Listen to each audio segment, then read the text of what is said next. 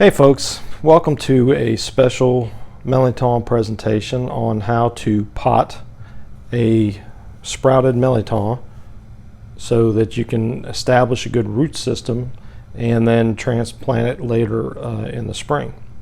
So what I've got here is I'll try to do this all by myself so it'll be in parts, but I've got a good size pot that I'm going to use, 2 to 3 gallon pot.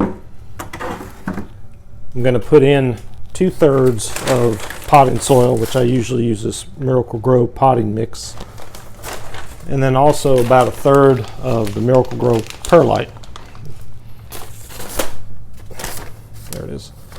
And then of course, if you've been watching these, this is the one good one I had picked, and it's still in pretty good shape, but you can see it's sprouted down at the bottom here, and I've got a nice vine being established.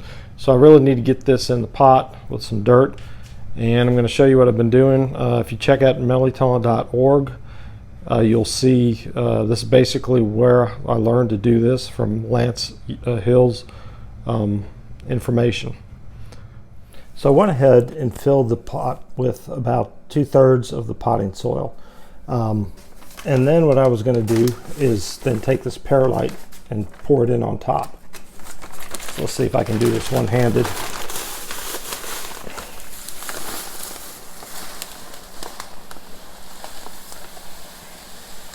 And this is to add a little bit more porosity, I guess is the right term, to the mixture.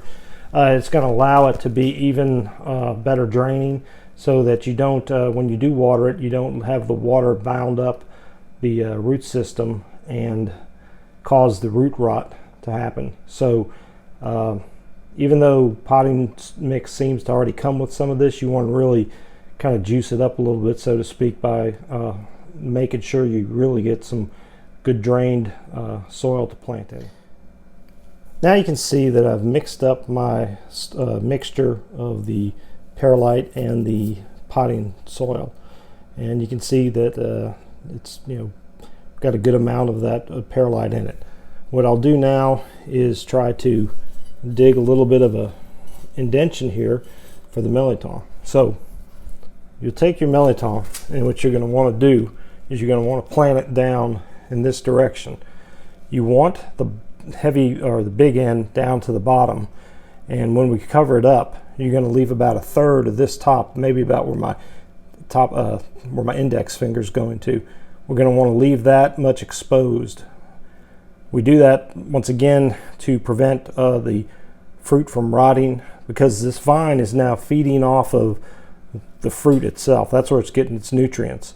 So I'm going to go ahead and bury that in there, and what we should see is that down at this part, if we were to dig it up at some point, or when you do dig it up, you'll have a root system coming out of here, and that'll help better transition over to the planting into the ground. Now I kept this wrapped up in that napkin underneath a cool, dark place I have in my kitchen, and so you can see it's been about 3 to 4 weeks, and it's got a pretty good growth just from that. So hopefully, if all goes well, this is going to be a good candidate to transplant later. Now I've got my Mirliton planted into this soil mixture.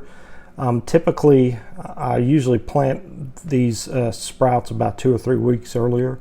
So usually all you see is just this end, and then in about a couple days it'll come cracking out of the dirt. But because this one was a lot longer, I just planted it as is, so we got about 3 inches coming up already. So it shouldn't be too bad of a head start. Once you get it to this point, what you're going to want to do is water it thoroughly. And typically I do this out in the yard, and I just put the hose and I spray it, but for demonstration purposes I just have a jug of water, and we're going to water it. And you're going to water it, and you only want to water it maybe once every 30 days. Once again, the key is to remember it's getting plenty of nutrients from the fruit itself. The key is trying not to create any root or any rotting opportunities or environment for the fruit.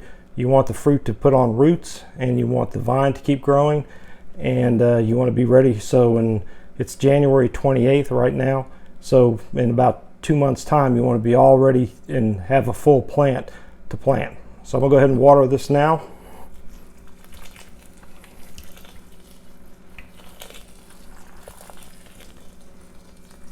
You can see with a lot of the air, pushes that air out in there. Let it settle a bit.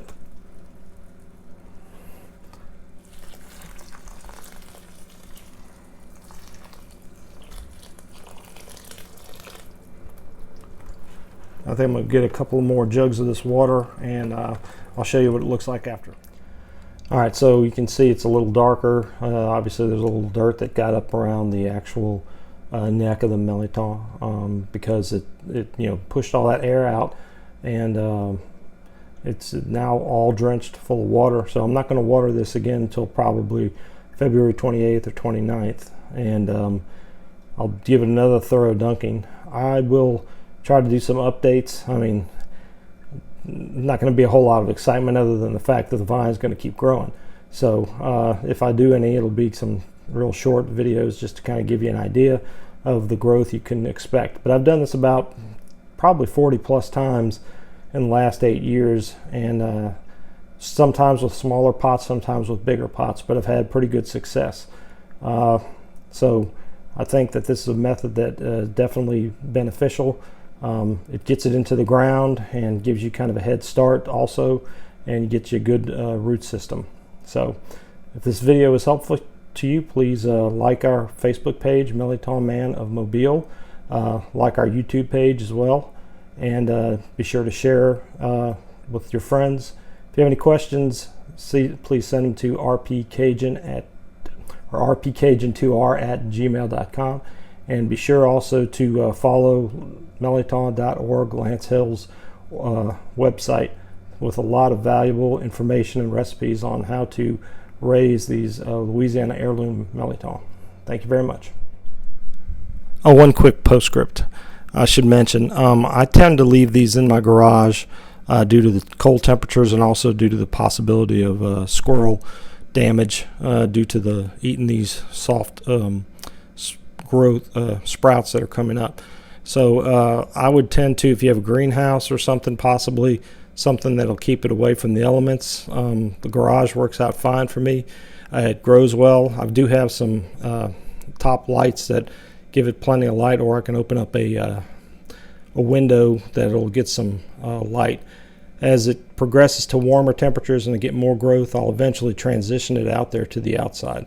But for now, for the next couple of weeks, it's going to just stay in the garage. Thanks again.